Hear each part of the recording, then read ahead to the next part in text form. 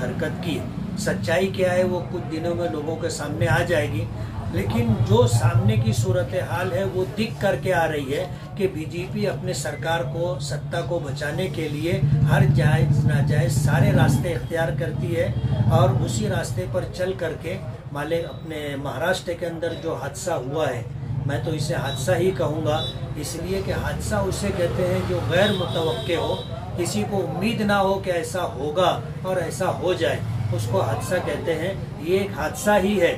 कि अचानक इतना बड़ा मामला वजूद में आया कि बरसों से, साल भर हो गया था, तमाम जो है कैबिनेट मिनिस्ट्री कहो, स्टेट मिनिस्ट्री कहो, उसको रोक करके रखा गया था और जो लोग सरकार चला रहे थे उसमें जो पार्टी में शामिल लोग थे सभी को मिनिस्ट्री की उम्मीद थी, उनको नहीं दिया जा रहा था। और उसी के साथ जो है एमएलसी, जो 12 एमएलसी बनने वाले हैं वो एमएलसी का भी जो है नियुक्ति रुकी हुई है। ये सारा काम बहुत प्लानिंग के साथ किया जा रहा है, ऐसा दिख करके आता है।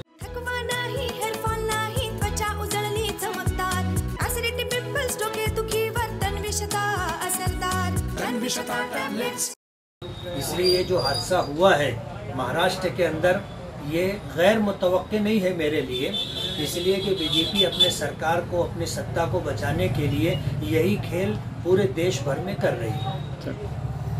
2019 में जिस वक्त सरकार बनने ना बनने की पोजीशन थी, उसी वक्त अजीत पवार ने सुबह 6:30-7 बजे जा करके उन्होंने शपथ ले करके ये बता दिया था कि उनको बीजेपी के साथ जाने में कोई दिक्कत नहीं। और अभी उन्होंने जो बयान दिया है वो ये कहा कि पॉलिसी के इख्तिलाफ के बावजूद अगर हम शिवसेना के साथ महाविकास आघाड़ी बना करके रह सकते हैं तो हम बीजेपी के साथ भी जा सकते हैं। तो इसलिए जो है अजीत दादा पवार के मुतालिक सफाई में तो मैं कुछ कह नहीं सकता, लेकिन हालात बताते हैं कि बीजेपी में जाना उनके प्रोग्राम में है। ये सूरत हाल महाराष्ट्र ही की नहीं बल्कि पूरे देश के अंदर आपको ये सूरत हाल नज़र आएगी कि जहाँ जहाँ बीजेपी की सरकार नहीं है, बीजेपी की सरकार बने उसके लिए इसी तरह के रास्ते इख्तियार किए जाते हैं। शरद पवार साहब ने जो बयान दिया है उससे ये लगता है कि ये ईडी की तरह, ईडी का खौफ पैदा करके इन लोगों को इस तरह दल बदली तो नहीं कह सकते, लेकिन ये कि उनको अपने सपोर्ट में ले करके सरकार मजबूती के साथ चलती रहे, इसकी कोशिश की गई है। इसलिए कि इस हादसे से 2 दिन पहले मध्य प्रदेश के अंदर जो है मोदी साहब ने जो बयान दिया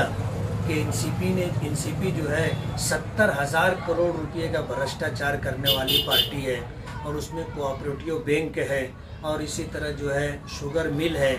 या गैर कानूनी जो है काने हैं, या उसी के साथ साथ जो है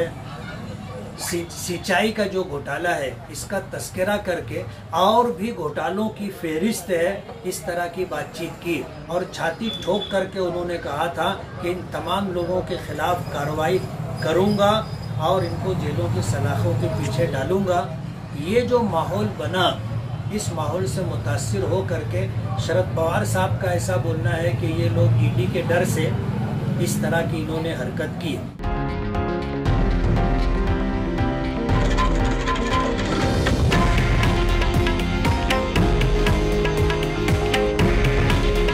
हे आहे देशातील नंबर 1 न्यूज नेटवर्क